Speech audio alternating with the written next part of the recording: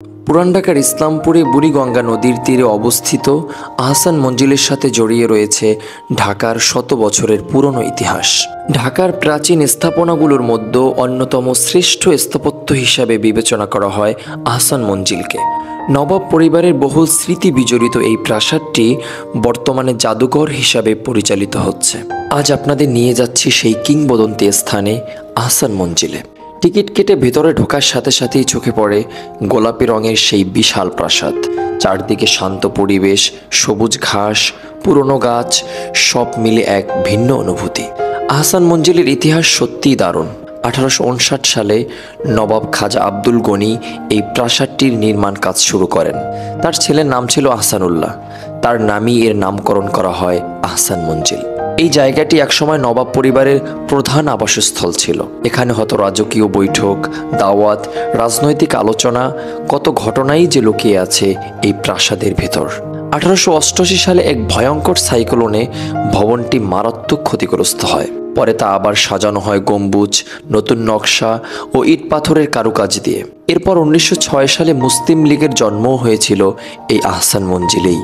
অর্থাৎ শুধু স্থাপনা নয়, বাংলার রাজনীতি, সংস্কৃতি, ইতিহাসেরও গুরুত্বপূর্ণ সাক্ষী এটি। বাহির থেকে দেখলে ভবনটা একদম ইউরোপিয়ান ও মোগল স্থাপত্যের মিশ্রণ মনে হয়। বড় বড় সিঁড়ি, তোরণ, বারান্দা, খিলান আর উপরে সেই বিখ্যাত গোলাপি রঙের গম্বুজ দেখলেই মনে পড়ে যায় পুরনো রাজপ্রাসাদের গল্প। গোলাপি রংটাই আসলে এর সবচেয়ে বড় পরিচয়। সূর্যের আলোতে রংটা এত সুন্দর লাগে যেন তুলির আঁচড়ে আঁকা। এটি সত্যিই চোখে পড়ার মতো সুন্দর।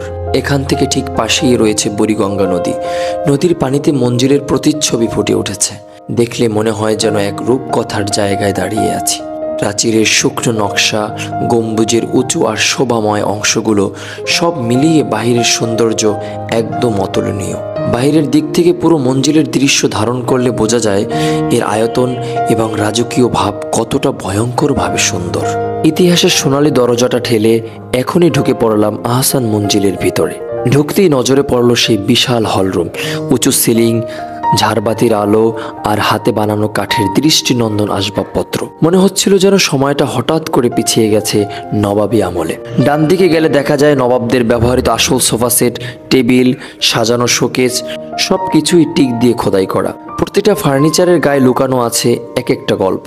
পাশেই প্রদর্শিত পুরনো তলোয়ার, বন্দুক, যা নবাব পরিবারের ব্যক্তিগত সংগ্রহ। দেয়ালে ঝোলানো বিশাল পেন্টিং, নবাব সলিমুল্লাহ আর ঢাকার ইতিহাসের গুরুত্বপূর্ণ মুহূর্তগুলো ধরে রাখা পুরনো ছবি। ভিতরের সবচেয়ে আকর্ষণীয় জিনিসগুলো হলো নবাব পরিবারের ব্যবহৃত আসবাবপত্র। এখানে রয়েছে রাজকীয় খাট, প্রাচীন সোফা সেট, ইউরোপ থেকে আনা ডাইনিং টেবিল, বিলাসবহুল আয়না, সোনালী নকশার চেয়ার, নবাবদের অফিস রুম ও মিটিং টেবিল।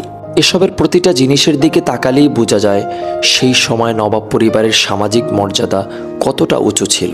আমার সবচেয়ে ভালো লেগেছে এই জায়গার শান্ত পরিবেশ। শহরের ভিড়ের মধ্যে এমন একটা স্থান এখনো ইতিহাসকে ধরে রেখেছে, এটা সত্যিই অবাক করার মতো। এখানে হাঁটতে হাঁটতে মনে হচ্ছিল যদি দেয়ালগুলো কথা বলতে পারত তাহলে কত গল্পই না শোনাতো। ভালোবাসার, রাজনীতি, সংগ্রামের, খুশি আর দুঃখের। আজ এসব জিনিসপত্র শুধু সংগ্রহ নয়, এগুলোই ঢাকা শহরের ইতিহাস, সংস্কৃতি আর পরিবর্তনের জীবন্ত সাক্ষী। আহসান মঞ্জিলে এসে বুঝলাম প্রতিটা ইতিহাস শুধু বইয়ে না, এখানে প্রতিটা দেয়ালে, প্রতিটা আসবাব, প্রতিটা আলো এখনো বেঁচে আছে। আরও একটু এগোলে পাওয়া যায় ডাইনিং হল, মার্বেল টপের ডাইনিং টেবিল, আমদানিকৃত থালা বাসন, কাচের জগ, যেন এখনই রাজকীয় বোধ শুরু হবে। ঘোরাঘুরি শেষে বাইরে দাঁড়িয়ে আমি ভাবছিলাম আমরা আসলে কত সমৃদ্ধ এক ইতিহাসের উত্তরসূরি। যদি কখনো ঢাকায় আসেন অবশ্যই একদিন সময় বের করে আহসান মঞ্জিলে ঘুরে আসবেন। আচ্ছা, এখন বলি কিভাবে এখানে আসবেন। আপনারা যে কোনো জায়গা থেকে সদরঘাট চলে আসবেন। তো সদরঘাট এসে যে কাউকে জিজ্ঞেস করলেই আহসান মঞ্জিলের এক্স্যাক্ট লোকেশনটা আপনাদেরকে বলে দিবে।